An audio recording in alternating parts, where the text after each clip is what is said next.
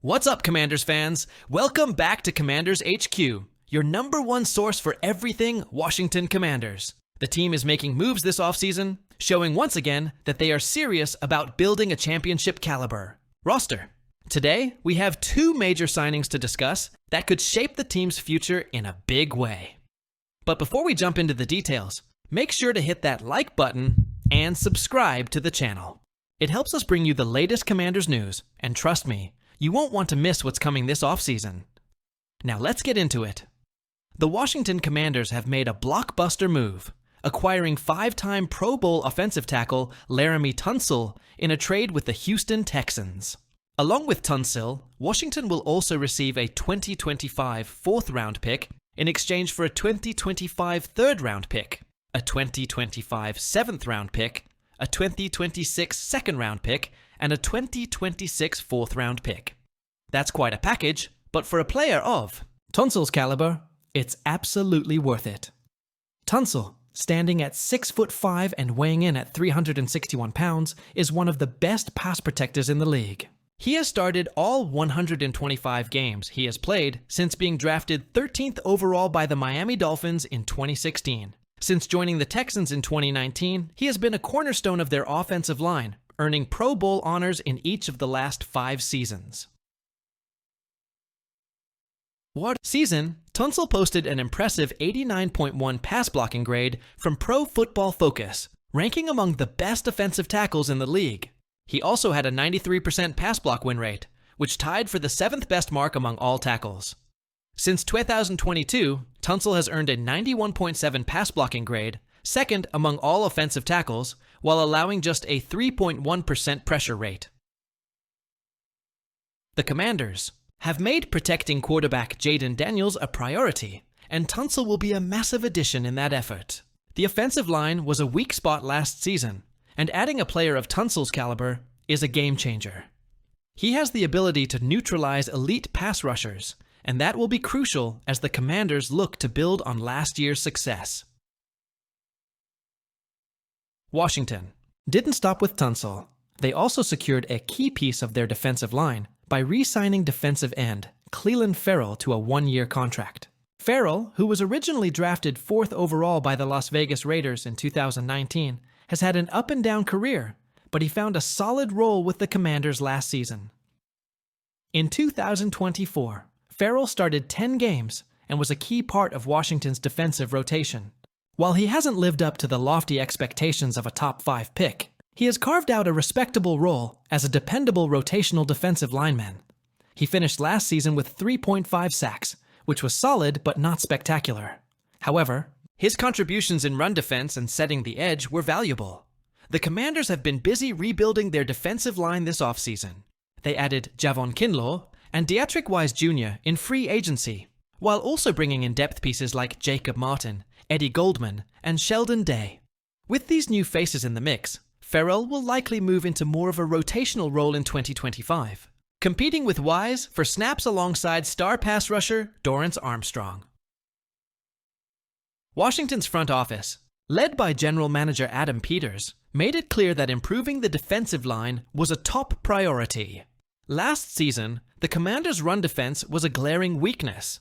They ranked 31st in yards per carry allowed, 31st in rush yards per game allowed, and 29th in rushing touchdowns allowed. Simply put, teams were running all over Washington, and that had to change. The decision to release longtime captain Jonathan Allen was a tough one, but Peters opted to go in a different direction. In his place, Washington is betting on Kinlaw, Goldman, and Ferrell to help shore up the defensive line.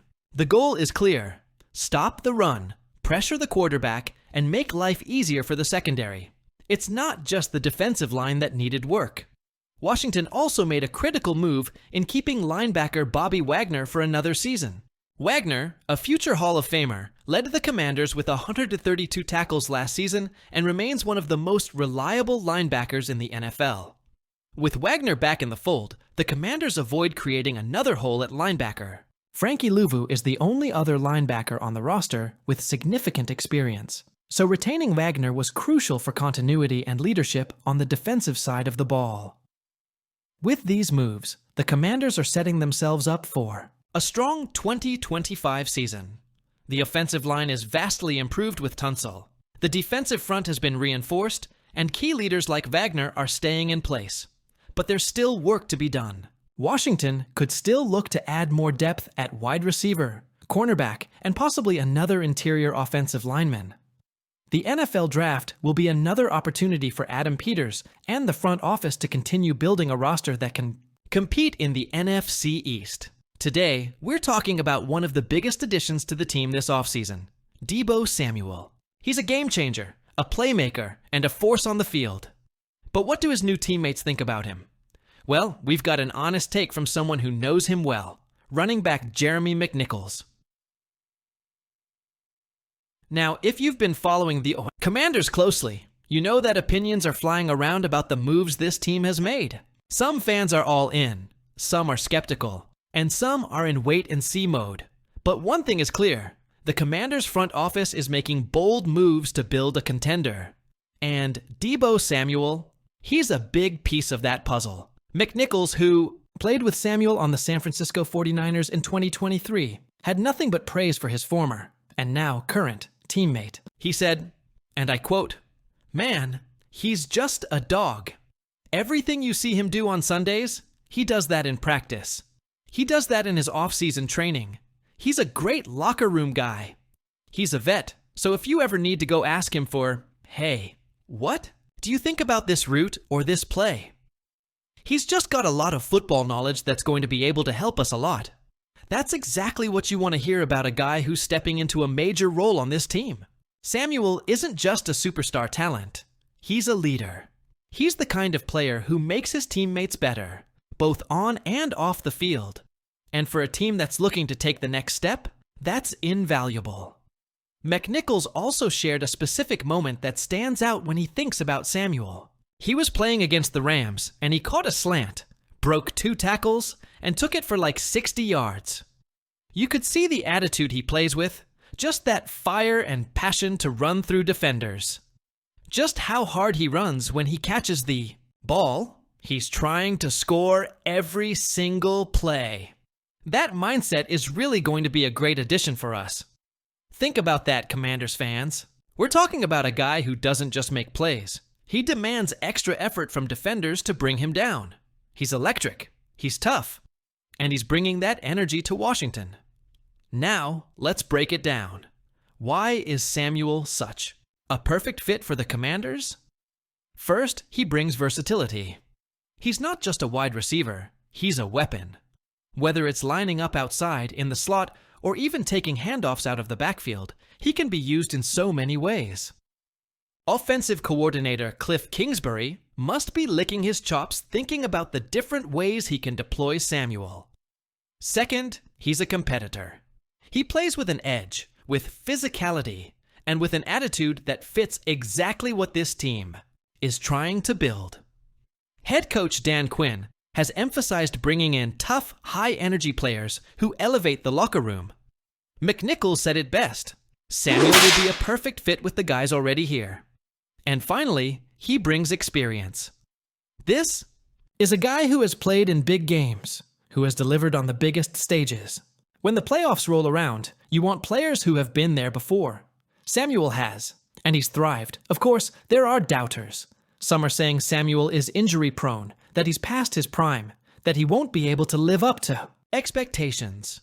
But if you listen to the people who know him best, his teammates, they're telling a different story. They're telling us that Samuel is still that guy, that he still has that fire, that he's still the playmaker that can change the game in an instant. And let's not forget, he's not coming here alone. The Commanders have made serious investments across the roster. They've bolstered the offensive line with the addition of Laramie Tunsil. They've strengthened the defense with signings like Clelin Ferrell and Javon Kinlaw. This isn't just about one player. It's about a complete team transformation. All right, Commanders fans, now it's your turn. What do you think about the Laramie Tunsil trade? Was it the right move to give up multiple draft picks for an elite left tackle?